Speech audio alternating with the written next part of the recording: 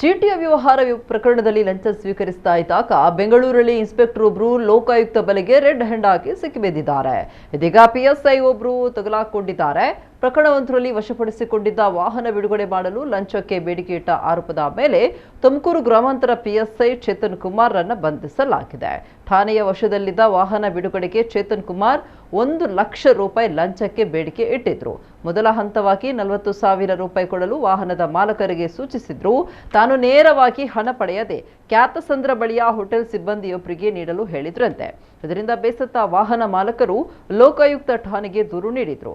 ರಾತ್ರಿ ಹೋಟೆಲ್ ಸಿಬ್ಬಂದಿ ಹಣ ಪಡೆಯುವಾಗ ಲೋಕಾಯುಕ್ತ ಅಧಿಕಾರಿಗಳು ದಾಳಿ ನಡೆಸಿದ್ದಾರೆ. ಸಿಬ್ಬಂದಿಯನ್ನು ವಶಕ್ಕೆ ಪಡೆದು ವಿಚಾರಣೆ ನಡೆಸಿದಾಗ ಆತ ಪಿಎಸ್ಐ ಚೇತನ್ ಹೆಸರು ಬಾಯ್ಬಿಟ್ಟಿದ್ದಾನೆ. ಈ ಹಿನ್ನೆಲೆ ಇಂದು ಬೆಳಗ್ಗೆ ಚೇತನ್ ಕುಮಾರ್ ಅನ್ನು ಬಂಧಿಸಲಾಗಿದೆ.